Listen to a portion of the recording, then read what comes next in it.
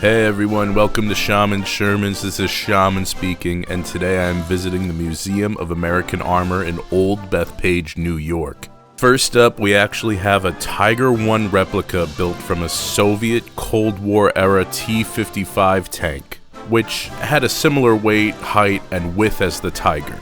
The reason for the replica is simple. There are only 7 that still exist, and they are essentially priceless relics of World War II.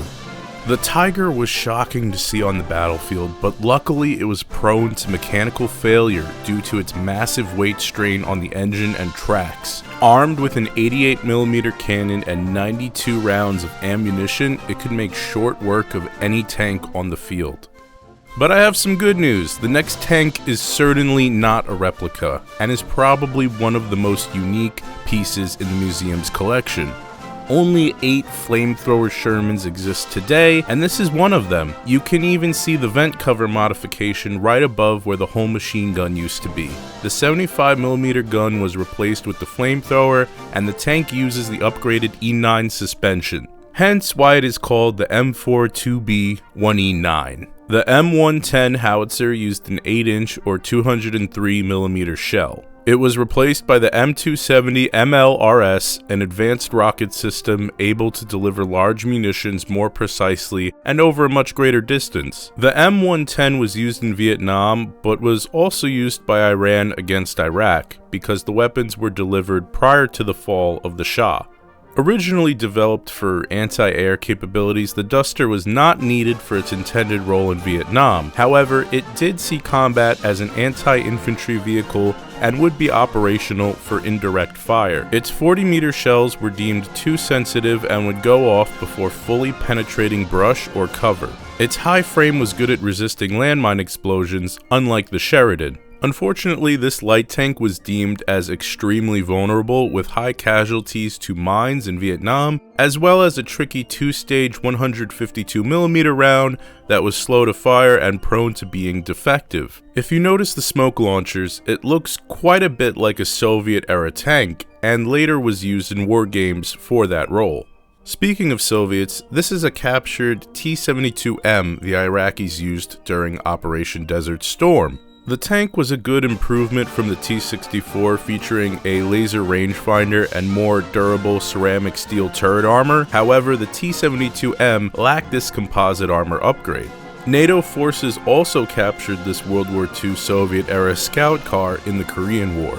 And of course, they have one of my favorite tanks, the Stuart. These were perfect in the Pacific theater for their low weight and were maneuverable in a jungle environment, and their gun was more than adequate against Japanese light tanks. However, the gun still wasn't powerful enough, and the Marine Corps would replace it in 1943 with this tank is massive. The video really doesn't do the tank justice. There is not much to say.